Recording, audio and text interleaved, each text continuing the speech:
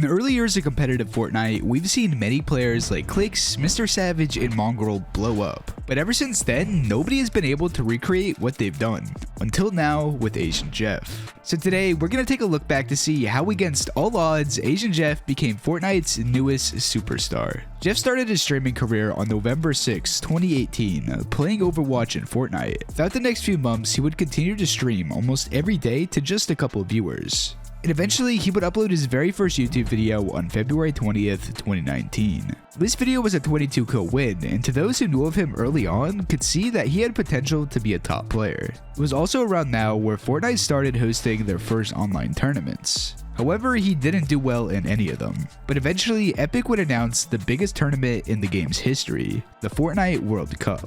This was a chance for Jeff to finally get his name out there like many other players were doing back then. But that wouldn't happen quite yet. He was able to get his first earnings in week 2 of duos, and even ended up killing Tfue in the last week of solos. But other than that, his performances in the other weeks were not very good. And during this time, he was putting in the hours, streaming pretty much every single day, yet he was still only averaging a few viewers. But everything would change towards the end of 2019. Early on in Fortnite, many players participated in wagers, more commonly known as tokens nowadays. And there was one person back then known as easily the best player in them, and that was Clix. He would take down pretty much any player with ease, and that would be how Clix really started to gain his following.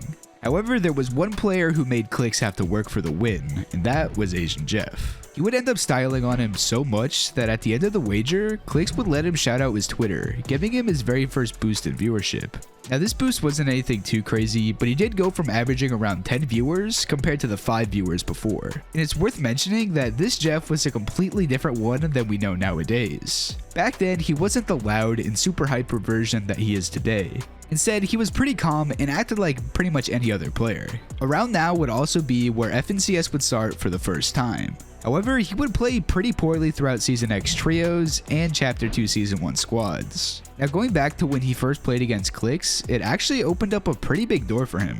Jeff ended up playing against Clix a few more times, helping to grow his socials even more, especially when Clix ended up shouting out his YouTube one time, helping him reach over 1,000 subscribers. Since he was frequently going up against and beating Clix more and more, people wanted to find out who exactly this kid was. And since people started to realize that he was really good, he'd start going up against more pros like Skeptic and Zexro. This now brings us into early 2020, where he had just reached over 10,000 followers on Twitch and was averaging around 150 viewers. And this would also be where we would start to see more of his weird personality and being toxic to those that he would go up against, which he would obviously be known for later on.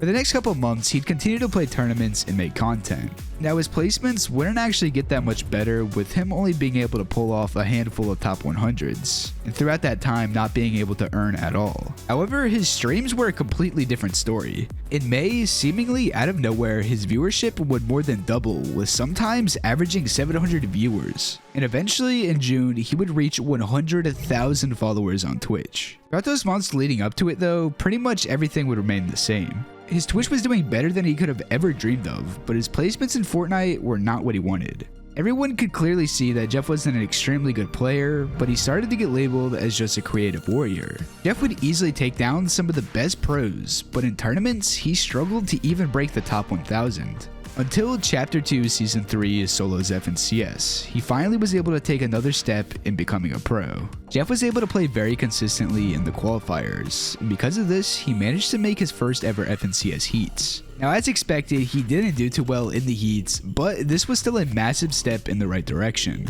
And quickly this proved true, with him making the solo DreamHack finals just a week later. And in November, he would end up getting 4th in a solo cash cup, which would be his first ever top 10 in a cash cup as well. These tournaments ended up being the first time he was able to make money in almost an entire year. We are now heading into 2021, and Jeff is averaging around 400 viewers every stream. And it seems like his placements are starting to get much better. And this trend would seem to continue into that year. He wouldn't do well in the first 2 FNCSs, only managing to make it to one of the heats. And on top of that, he hit another streak of not being able to earn in any tournaments. Until June in the FNCS All-Star Showdown. To qualify for this event, you needed to place well enough in the Chapter 2 Season 5 and 6 Grand Finals in order to reach the top 90 players that qualified through there. And the remaining 10 spots would be rewarded to those who placed within that during the Opens that were available to anybody who hadn't yet qualified. So with Jeff not having the best track record in tournaments, especially FNCS, nobody was ready for what would happen. In the first 3 rounds, he was playing out of his mind, placing top 100 in each session. So when it came time to the set lobby finals, all eyes were on him to place within that top 10. Somehow, Jeff not only qualified, but he would win the entire tournament, making it into his very first ever FNCS Grand Finals. Now, as expected, he wouldn't do the best, but considering this was his first Grands, getting a 73rd isn't the worst. But most importantly, after this, something would click for Jeff. He started consistently placing. On top of that, FNCS was going very well with his new trio, which was Elige and Oliver OG. But sadly, in the heats, they placed 7th, just a few points away from making it into the Grand Finals. And in Season 8's FNCS, he wouldn't even make the heats. But Jeff didn't let this stop him. Now we were heading into Chapter 3, a fresh start for every player, and with the new FNCS game mode being duos, he decided to run it with a pro named Plague. They ended up doing very well in FNCS, making the semifinals, then placing 4th in it, qualifying him for his 2nd Grand Finals. But even though they ended up being uncontested, they only managed to come through with a 36th. However, he did see a little boost in viewership because of him qualifying, plus this was just more experience for Jeff to learn from. And little did he know, Season 2 would be his best one yet. After playing with multiple teammates at the beginning of the season, Jeff would ultimately decide to run it back with Oliver OG. In the FNCS qualifiers, they were on pace to make it to the heats, but in week 3, they ended up barely placing 5th in the finals, which meant that they had just secured their spot in the Grand Finals once again. And after it was all said and done, they managed to pull off an 11th place. So far, his best FNCS yet. But unfortunately, this would be his last Grand Finals he's made till this day. In Season 3, he decided to keep playing with Oliver, but not after making round 3 in FNCS Week 1. He decided to drop OG last second and instead run it with Peterbot. And this decision seemed to work out pretty well, with them placing 36th in the Week 2 finals. But then, right before Week 3 started, Peterbot would drop Jeff to play with his old duo. So that meant he had to run it back with OG. And since they technically only had 1 week to qualify, that meant they pretty much had 0 chance at making the finals. But after doing some calculations, they realized that if they placed 10th in that week's finals, they would have a chance at making the semis. However, yet again, they would fall just short, getting 11th place. Now, competitive might have been a roller coaster for him throughout Chapter 3, but his streams would stay relatively the same. Most importantly though, he was starting to become a recognizable name, especially after creating clips like these. Vamos! 100!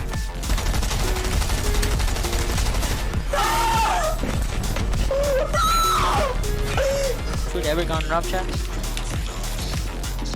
Oh my god! Oh my god, this kid has no father figure. I'm blocking him.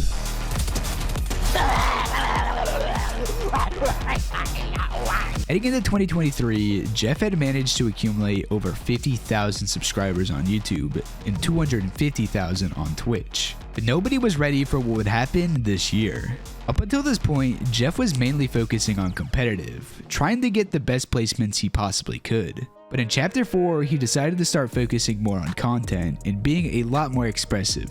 Because of this change, he would see again another dip in placements. However, he did still manage to qualify for the Season 2 Grand Finals, where he placed 29th. But it would be in that later half of the year where things would really start to pick up. He now would have some streams that saw him easily averaging over 1,000 viewers. And for content, he started playing tournaments with much more known people like Kanata and Kenbeans. On top of that, he now started putting in more effort into his YouTube. Instead of just posting montages, he was now posting tournaments and making sure these videos were really good. So because of that, these videos started gaining hundreds of thousands of views, which would also help him gain more viewership on Twitch. It was looking like Jeff was on top and nothing could stop him. But somehow, everything was about to get much better. In November, Epic released Chapter 4 Season 5, an OG season going back to the original Fortnite map. And as I'm sure you all know, this season broke records for player count and viewership. So seeing this, he had to work harder than ever to take advantage of this opportunity. Pretty much every stream, there were multiple clips of him that would go viral. He took his already crazy personality on stream and upped the intensity by 10. Everybody wanted to see who this guy was. And within just a few weeks, he had gone from averaging around 1,000 viewers to sometimes over 10,000.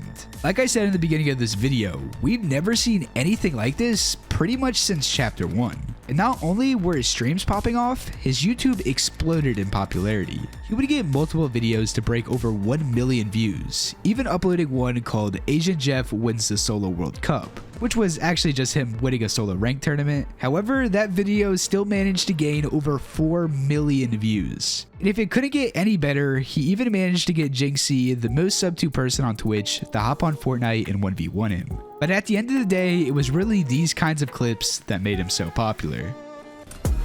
Ah! No! Oh! No! Who's daddy? Too loud, too loud. Show my mom's selling me.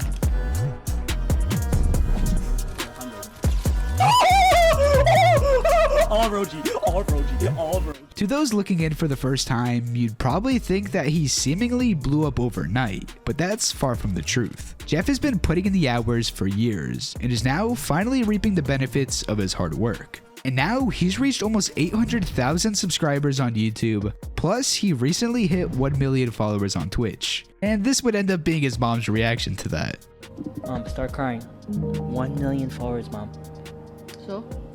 Now Jeff did have to slow down on the streams recently as he had to go visit family, and even made a video talking about how he fears that he'll fall off in this time away. However, he has still been able to do some streams and he's still posting on YouTube. But even if he did have to stop for a few weeks, I have no doubt that he'll still be on top. Jeff has shown throughout the years that if you put in hard work and try your best, you'll eventually see success. And that's exactly why he's become Fortnite's newest superstar. If you enjoyed this video, make sure to leave a like and subscribe. We're trying to hit 100k subs at the end of 2024. I hope you all have an amazing rest of your days. Peace out.